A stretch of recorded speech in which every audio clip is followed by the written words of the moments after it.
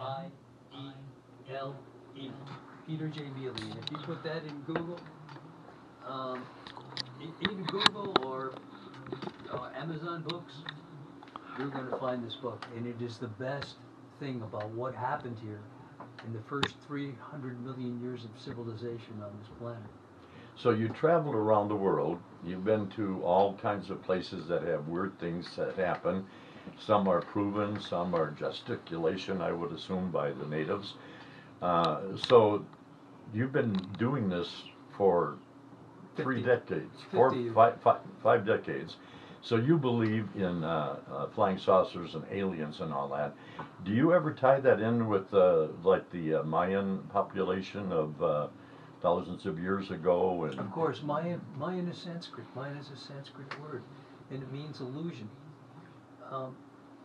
These were the first characters here. You'll see that some of the names of people, even in the United States, like Janaki, Janaka, these are Sanskrit names. These were ancient so-called kings that were descendants of these extraterrestrials.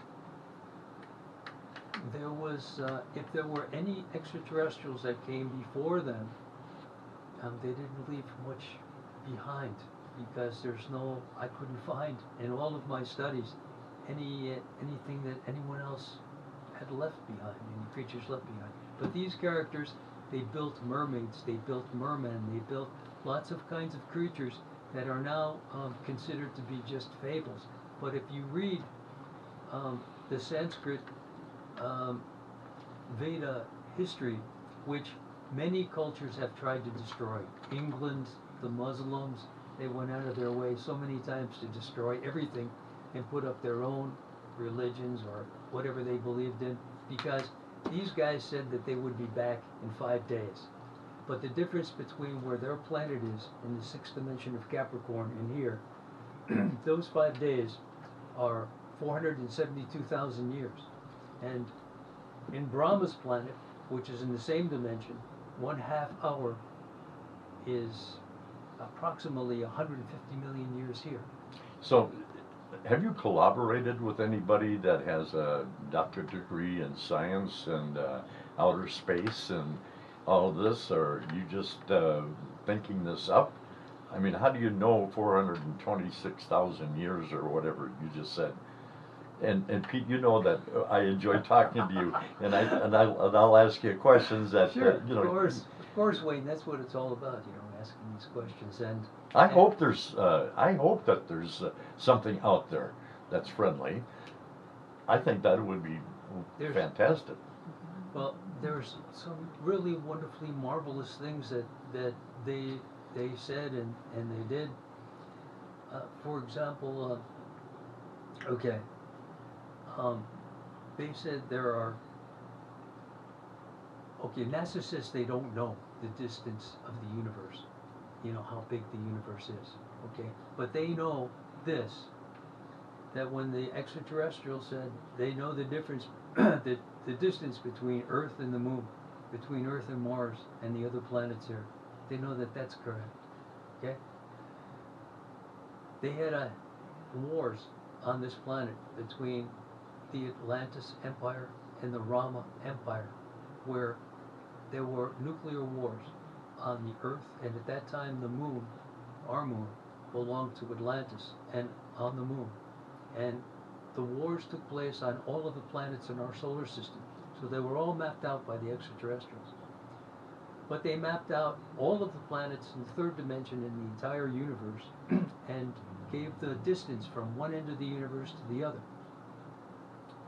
And they mapped out 62 dimensions of planets in this universe. And at the time that they had left, they were working on the 63rd and the 64th dimension. And they said that there were more universes.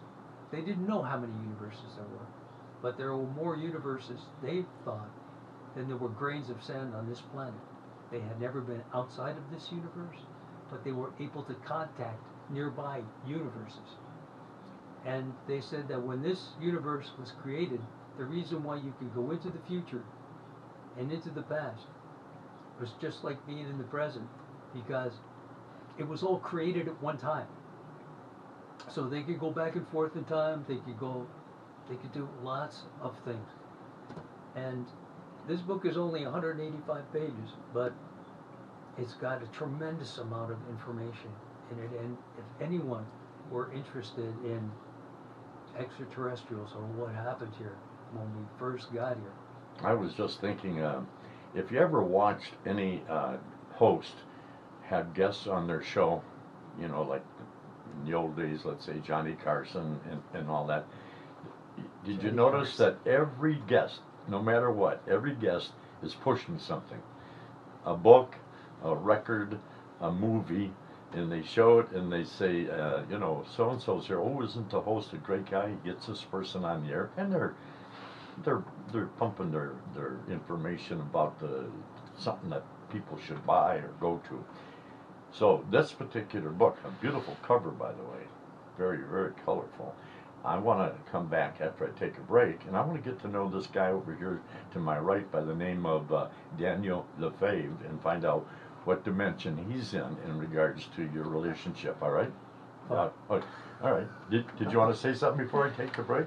the reason I brought Danny along with me was because Dan put this book together, got it out for me, and he read it twice because he was interested.